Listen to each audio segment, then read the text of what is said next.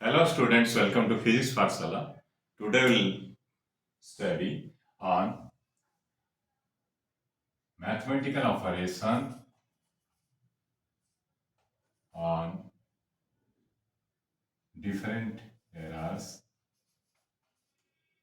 occurred in measurement. That means if while measuring any derived quantity, derived quantity is the combination of fundamental quantities.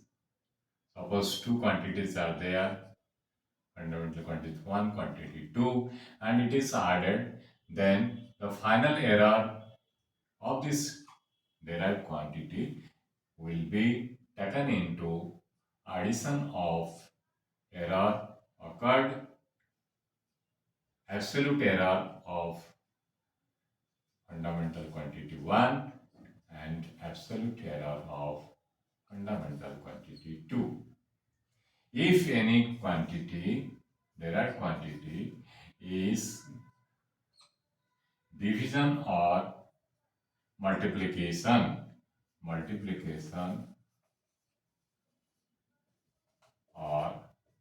division of other fundamental quantities. Suppose it may be fundamental quantity 1 and fundamental quantity 2. This derived quantity 2, let it is, it will, the error of this derived quantity 2 will be calculated as relative error of fundamental quantity 1 plus relative error of fundamental quantity 2, and this is the relative error of this. Whether it is division or multiplication, in both cases errors will be added. In similar way, if any derived quantity is addition of these two fundamental quantities, then absolute error of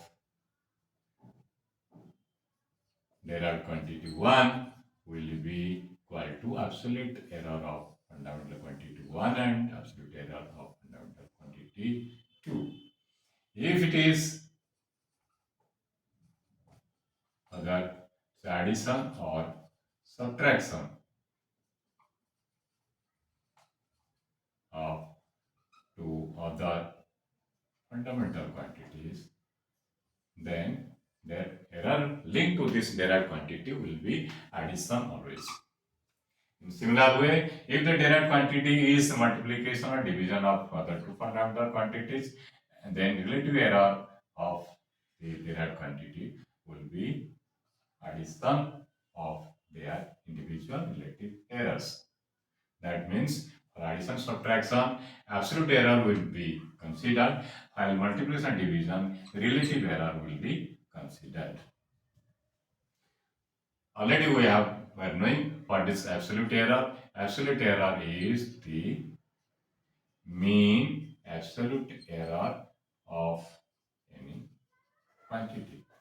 And this is how we calculate. Already you have studied. We will take a number of measurements, say for 3 times, it will be like for first measurement A1, second measurement A2 and A3.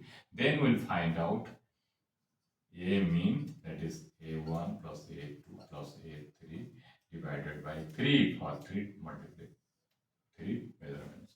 If we take 4 measurements, it will be divided by 4 and additional A4 will be, in that case, it will be divided by 4. Now, this A mean will be taken as assumed true value. Though it is not equal to true value, but it will be very near to the true value of the quantity what we are measuring. In that case, we will have very less error. That means A absolute A mean is taken as the assumed true value. Now we'll find out what is the error in first measurement. What error will be assume true value minus measured value. In second case, it will be a minus 2. Third case, it will be a m minus a 3. And in fourth case, it will be a minus a 4. And this will give some figure. It may be positive sign or negative sign. What we'll do, this will be delta A1, delta A2, delta A3, delta A4. These are the errors.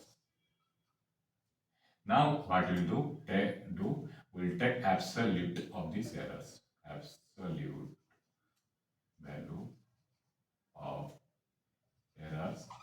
That is, we'll take mod of delta A1, mod of delta A2, mod of delta A3, and mod of delta A4. That means in all cases, now after taking mod or absolute value, only numeric will be there, no sign, negative sign will be existing. Now we'll take mean of this absolute values of errors, that will be termed as absolute mean of absolute error. These are the individual absolute errors. Individual measurement will contribute its error. Now, what is the error and what is the absolute error? Now, taking all these absolute errors, mean for we had 4 measurements, 4 absolute errors taken together and divided by 4. This gives us the mean absolute error. For n, it will be delta A I, and I will vary from 1 to n. This is our delta A mean. Now we had two terms. One is A mean and another is delta A mean. Delta A mean is our mean absolute error, or normally we will say it is absolute error linked to the item measurement. For that particular measurement of that item, this is absolute error or error linked associated with that measurement. Now we had absolute error. This will be considered while doing addition or subtraction of two fundamental quantities. Now, once we have absolute error, then absolute error divided by mean of all measurements, that is absolute error divided by assumed true value. This is our assumed true value gives relative error. This relative error of the entire quantity will be calculated by adding individual relative errors of individual fundamental quantities.